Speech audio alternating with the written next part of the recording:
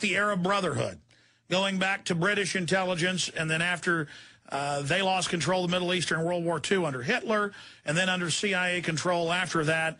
Who is the Muslim Brotherhood? Why it was organized by American and British intelligence agencies in 1928.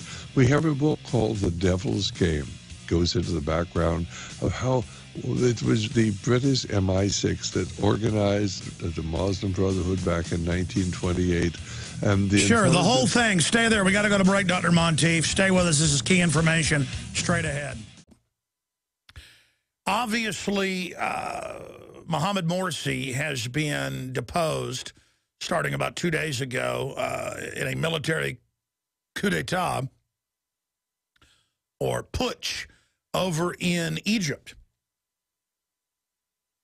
Now, I have mixed analysis on this, but overall, this is a big blow to the globalists, and this is not what they wanted. They wanted to put the Muslim Brotherhood and al-Qaeda in charge of every Middle Eastern and North African country, and even spill that into Central Africa, as well as the east coast of Africa particularly.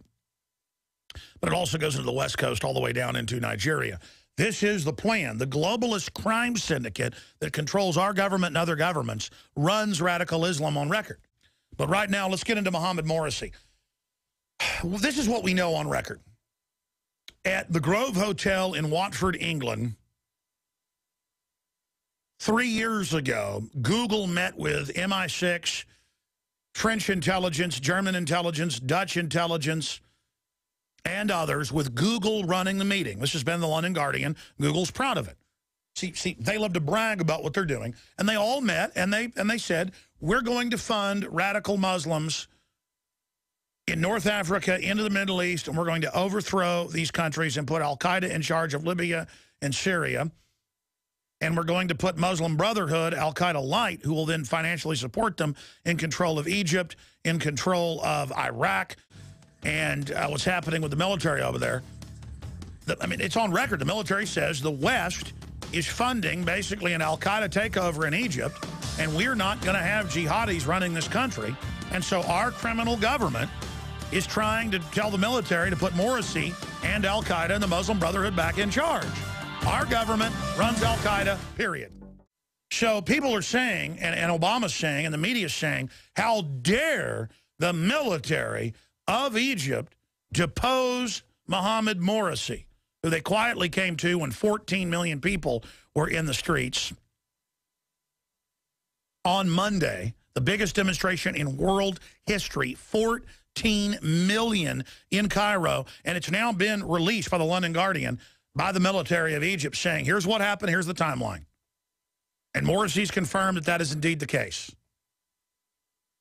They came to him on Monday and they said, you got to step down right now. We can't control these people. They're going to overthrow everything. The point is, Morsi was so bad, the people's already won. You know, when you've got thousands of people to every copper military in the streets, it's over. They would have burned the entire country down to the ground. So I'm not saying it's even a good thing the military deposed Mohamed Morsi. But from a geopolitical thing of what happened, it is a devastating blow against the New World Order. And that's why the EU and the Global Crime Syndicate and Obama are reeling with anger.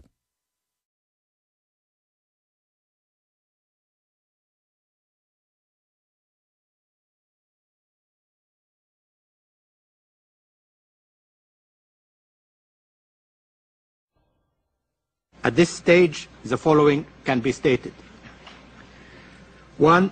There is no indication of resumed nuclear activities in those buildings that were identified through the use of satellite imagery as being reconstructed or newly erected since 1998, nor any indication of nuclear-related prohibited activities at any inspected sites. 2. There is no indication that Iraq has attempted to import uranium since 1990. 3. There is no indication that Iraq has attempted to import aluminum tubes for use in centrifuge enrichment. Moreover, even had Iraq pursued such a plan, it would have encountered practical difficulties in manufacturing out of the aluminum tubes in question. Fourthly, although we are still reviewing issues related to magnets and magnet production, there is no indication to date that Iraq imported magnets for use in a centrifuge enrichment program. As I stated above, the IAEA will naturally continue further to scrutinize and investigate all of the above issues. After 3 months of intrusive inspections, we have to date found no evidence or plausible indication of the revival of a nuclear weapon program in Iraq. We intend to continue our inspection activities, making use of all the additional rights granted to us by Resolution 1441 and all additional tools that might be available to us, including reconnaissance platforms and all relevant technologies. We also hope to continue to receive from states actionable information relevant to our mandate. I should note that in the past 3 weeks, possibly as a result of ever-increasing pressure by the international community, Iraq has been forthcoming in its cooperation, particularly with regard to the conduct of private interviews and in making available evidence that could contribute to the resolution of matters of IAEA concern. I do hope that Iraq will continue to expand the scope and accelerate the pace of its cooperation.